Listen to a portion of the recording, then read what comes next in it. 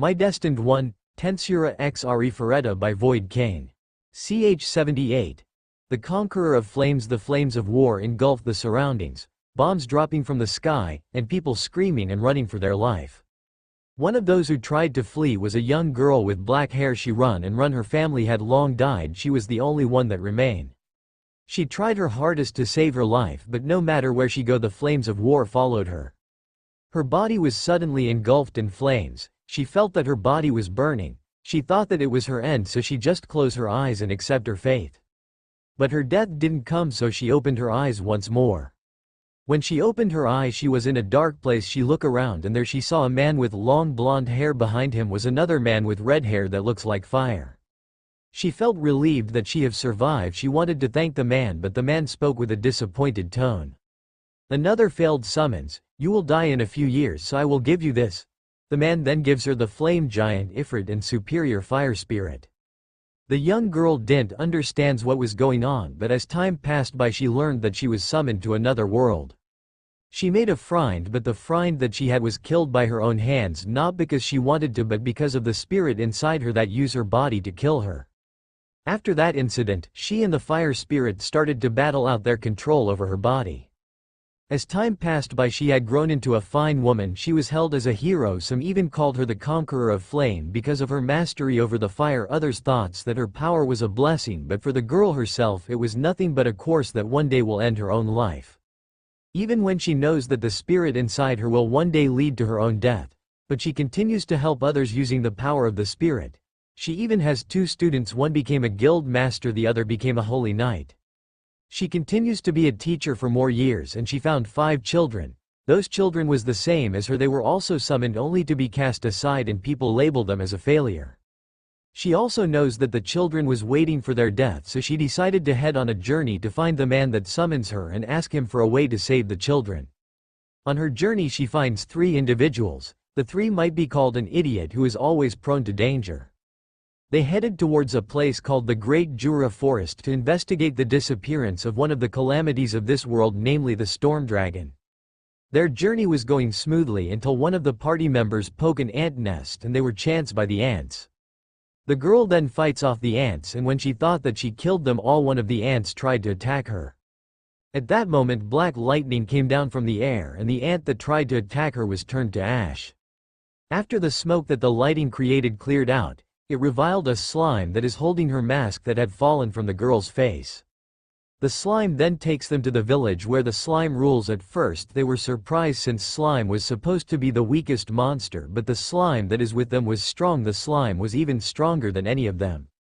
The slime gives them food and a place to rest. After eating, the girl went up on the hill in the forest to see the village of the slime. The slime approaches the girl and she grabs the slime. They both chats for a while until the slime got asked by one of the people of the village to talk.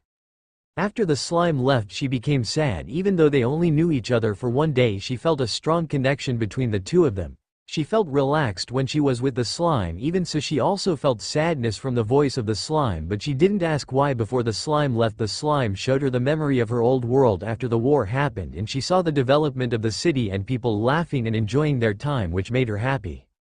Even so, she knows that her end is near. She wanted to leave the village as soon as possible, even though she wanted to stay by the side of the slime that she meets.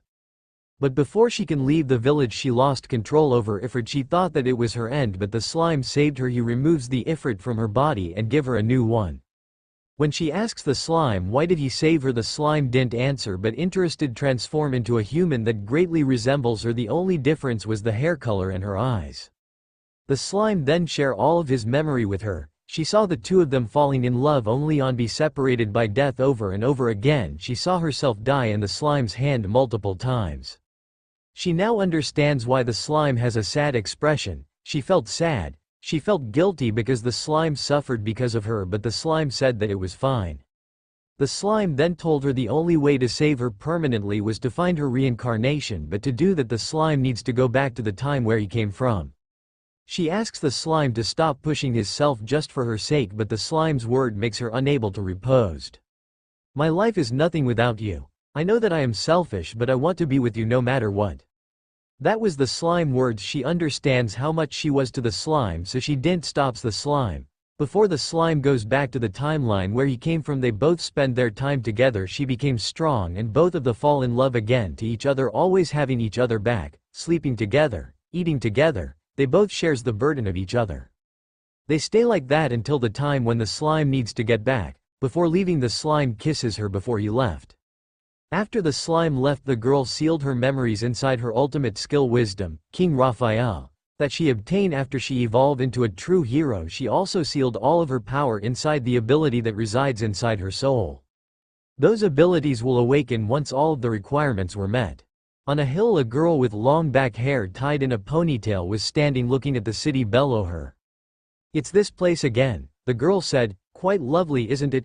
A voice rang out from behind her which made her jump away a little. When she turned back, it was the boy with long bluish silver hair. As usual, his face was blurred. "Who are you? What is this place?" the girl asks without hesitation. "You will know who I am when the time comes, and as for this place, this is a place you created because of your desires to know who I am." "What? This place is nothing but a dream, a test that you have to wake up," the boy said as he walks away. She tried to run towards the boy, but she can't get close to him. Then her vision became dark, and once she opened her eyes again, she was in a place that she was familiar with. It was her room. She slowly gets up and gets ready to go to school. When she head down to their house kitchen, she saw her father and mother and a boy who she knows very well. He was her childhood friend, but she was confused. Why is her friend here? "Why are you here?" she asks. "Why is it wrong to pick up my girlfriend at her house when going to school?" the boy replied with a confused look. She instantly turned red because of what the boy said, but she immediately brushed it off.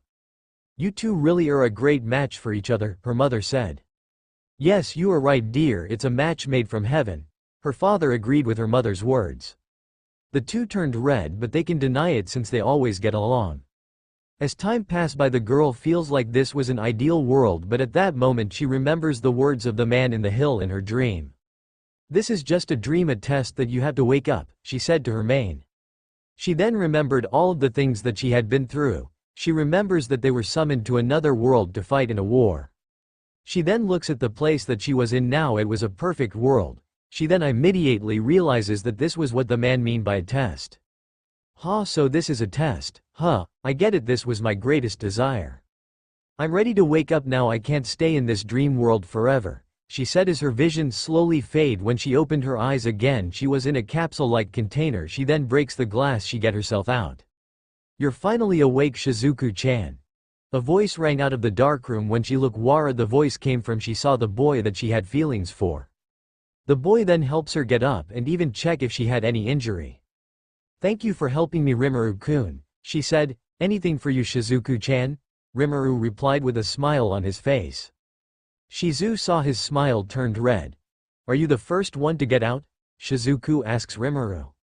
"No, I was with them," Rimuru replied, and there she saw Rimuru's fiancée, namely Chloe, Sakura, Akame and Seal sitting on the floor with a blanket. They were eating and enjoying theirself. "Come to Shizuku-chan, let's eat while we wait for the others to wake up," Rimuru said, and look at the others who were still sleeping in their capsule. "Right, Shizuku," replied Rimuru, and Shizuku then went to join the others, and Shizuku asked them how did they finish the trials so fast. Rimuru just gives her a reason, and they immediately realize that it was nothing but a dream. In reality, Rimuru and the others didn't get affected by mind manipulation since they had mental attack resistance, and the form of magic that is used to trap people in dreams was also a form of mental attack, so it doesn't work on people with a strong mind and have resistance against it. End.